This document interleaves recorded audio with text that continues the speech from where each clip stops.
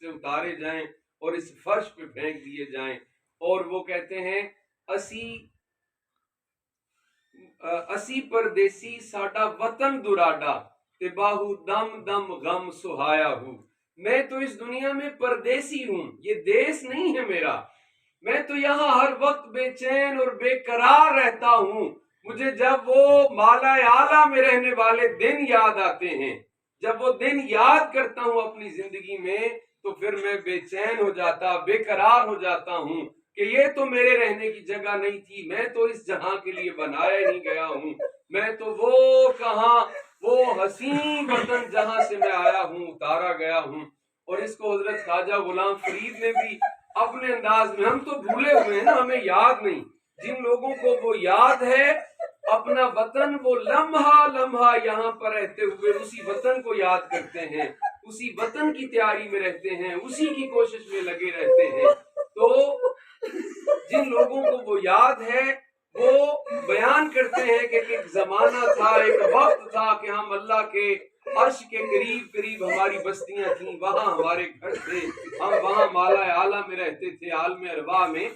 تو یہاں پہ آنے کا مقصد صرف یہی تھا کہ اب اللہ دیکھنا چاہتا ہے کہ ان میں سے کون ہے جو واپس اسی جہاں میں لوٹنا چاہتا ہے، اور کون ہے جو یہیں کا ہو کر رہ گیا اور یہیں کا ہو کر رہنا چاہتا اور یہاں کے لیے زندگی گزارتا ہے.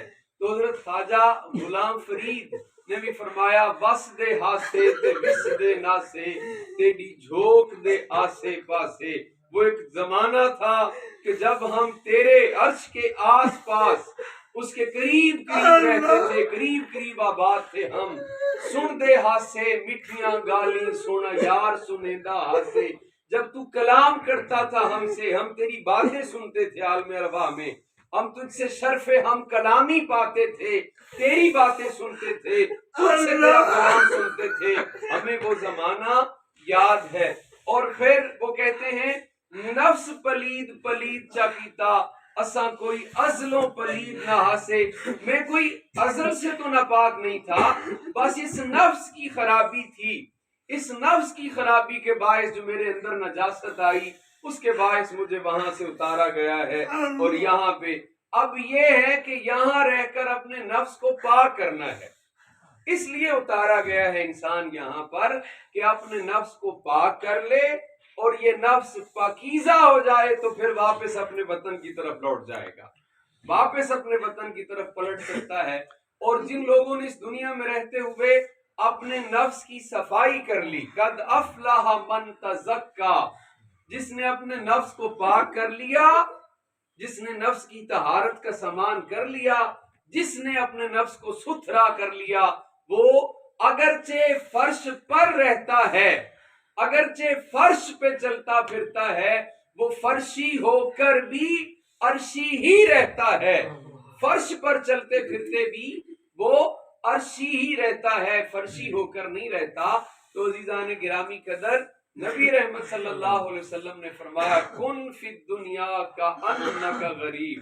اس دنیا میں اس طرح رہو جس طرح مسافر رہتے ہیں، اسی طرح رہو. بلکہ اس سے بھی فرمایا یہ بھی بہت زیادہ ہے، مسافروں کی طرح رہنا بھی زیادہ ہے. بلکہ فرمایا او عابر السبیل، بلکہ اس طرح رہو جس طرح سڑک پار کرنے والا، جس طرح سڑک پار کرنے والا. یعنی یہ دنیا اور واپس وہ اپنے جہاں مالا اعلیٰ میں پلٹنا، یہ ایک سڑک ہے درمیان میں. اس سڑک کو پار کرنا اور اپنے جہاں اپنے وطن میں داخل ہو جانا ہے.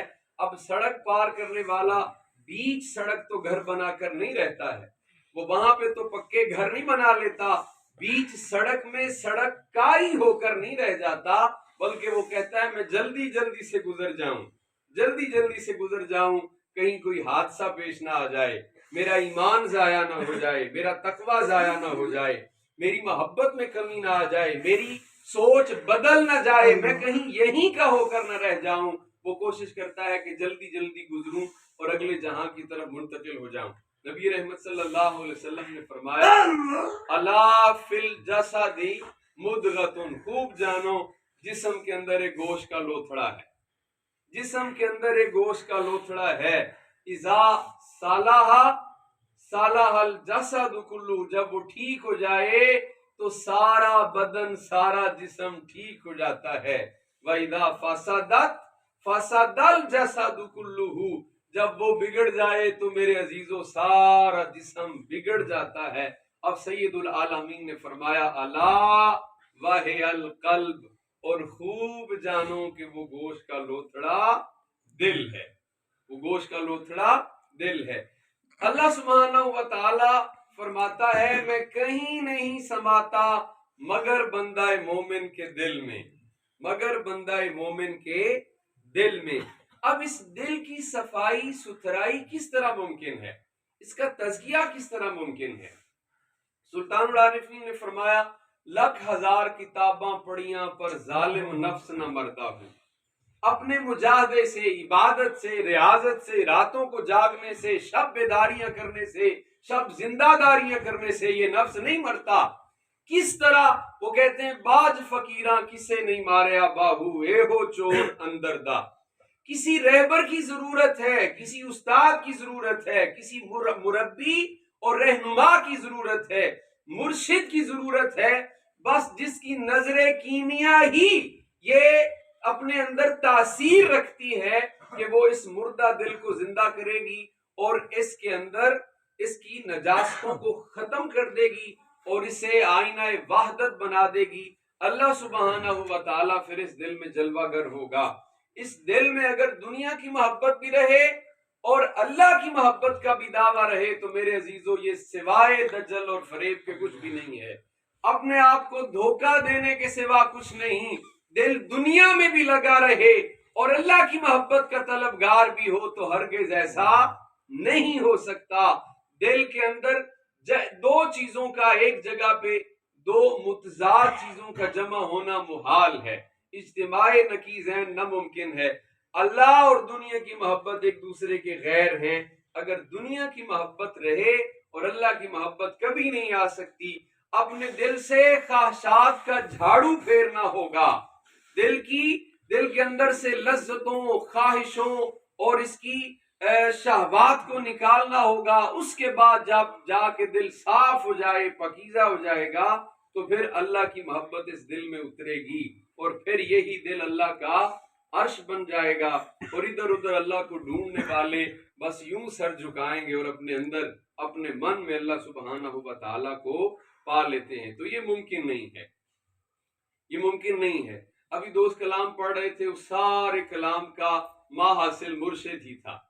अगर किसी के दिल में ख्याल आए ये तो मुर्शिद मुर्शिद ही करते रहते हैं और तो कुछ भी नहीं करते हैं, भाई मुर्शिद ही करना है हमने। इससे आगे तभी जाएंगे जब मुर्शिद से आगे गुजरेंगे। तो मुर्शिद ही वो दरवाजा है, मुर्शिद ही वो रास्ता है, मुर्शिद ही वो मंजिल है जिससे अगले सारे के सारे मामलात और अगली मंजिलें और रास्ते खुलने हैं।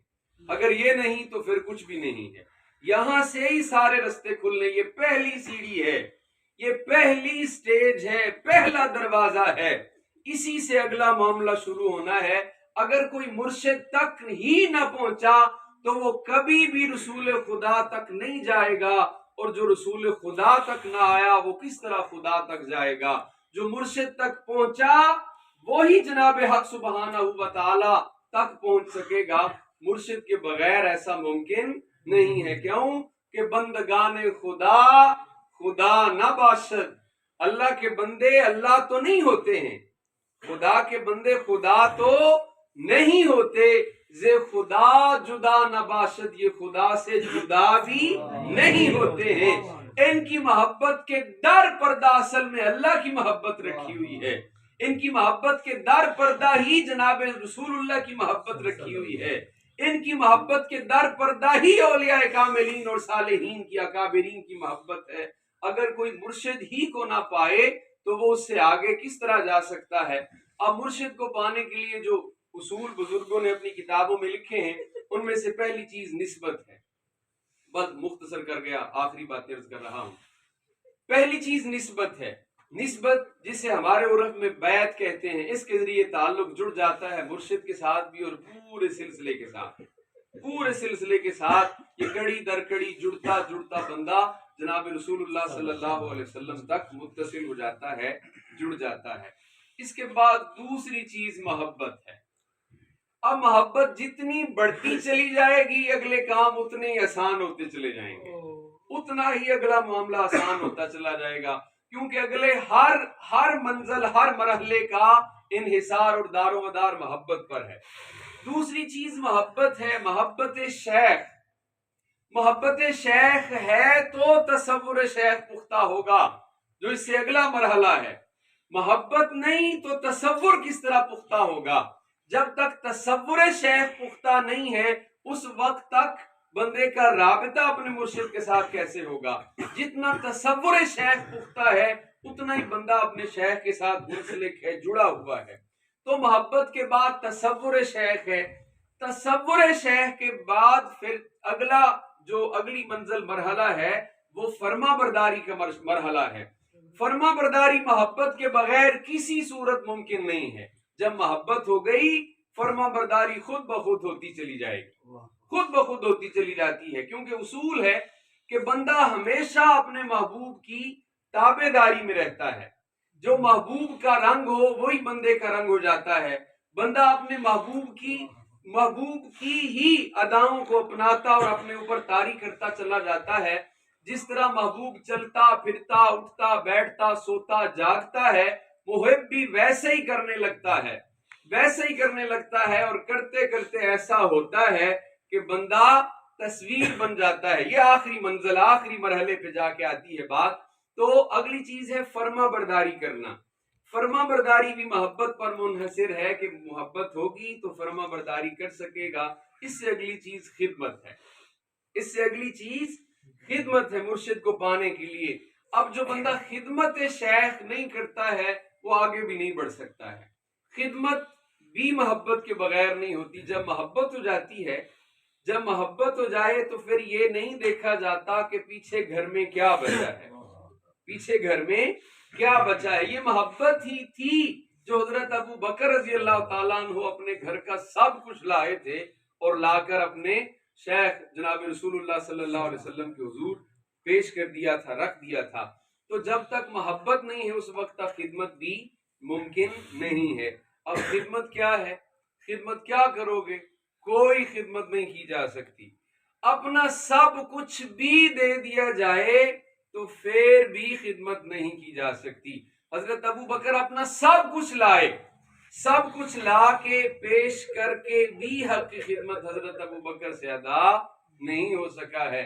بزرگوں نے لکھا کہ بندے کی عمر 70 سال ہو اور وہ کیا کرے, اپنے مرشد کی خانقاہ کا پانی بھرتا رہے, ساری زندگی پانی بھرتا رہے. اور پانی پہلے دور کنویں ہوتے تھے.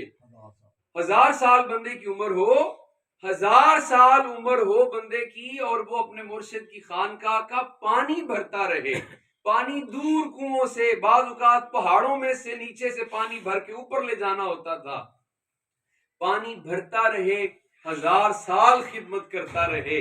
اب اس کے بدلے میں اس نے کتنا حق ادا کر دیا؟ ابھی ایک نظر جو مرشد نے ڈالی تھی اس کا حق باقی ہے, وہ بھی ادا نہیں ہوا, وہ بھی ادا نہیں ہوا. تو کتنی خدمت کوئی کر سکتا ہے, کتنی خدمت کی جائے گی؟ تو خدمت بھی محبت کے بغیر ممکن نہیں ہے, اور خدمت کے بغیر بھی اگلے معاملے نہیں چلتے, کیونکہ محبت قربانی مانگتی ہے. نفس روکتا ہے, کہتا نہ کرو, تمہاری اپنی ضرورتیں ہیں, تمہاری اپنی ضرورتیں ہیں. اب کیا کرنا ہے کہ نفس کا سر کچل کے تو اس معاملے میں آگے بڑھنا ہے. تو اس کے بعد اگلا درجہ جو آتا ہے خدمت سے اوپر وہ فنانیت کا ہوتا ہے. اب کیا ہے یہ کیفیت اور یہ درجہ یہ ہوتا ہے, اس کا اثر یہ ہوتا ہے کہ بندے کا چلنا پھرنا اٹھنا بیٹھنا سونا جاگنا سب کچھ اس کے مرشد کے مطابق ہو جاتا ہے, سب کچھ اس کے مرشد کے مطابق ہو جاتا ہے. اور جب بندہ فنانیت کی منزل پہ, فنا فی شیخ کے درجے پہ پہنچے تو اس کے لیے اگلا درجہ کھلتا ہے, اگلا دروازہ کھلتا ہے, اگلا مرحلہ اور سٹیج اس کے لیے آتی ہے جو کہ فنا فی الرسول کی ہے. فنا فی شیخ سے اوپر بڑھے گا, فنا فی الرسول تک پہنچے گا, اور فنا فی الرسول سے اگلی منزل وہ فنا فی اللہ کی ہے. ذات حق سبحانہ و تعالی میں فنا ہونا اور جیسے ہی کوئی فنا فی اللہ کے درجے پہ پہنچے اس کے لیے بقا باللہ کے دروازے کھل جاتے ہیں۔ اللہ سبحانہ و تعالیٰ کے حضور دعا ہے کہ اللہ کریم جناب مرشد کو عمر خضر عطا فرمائے، صحت سلامتی اور تندرستی عطا فرمائے۔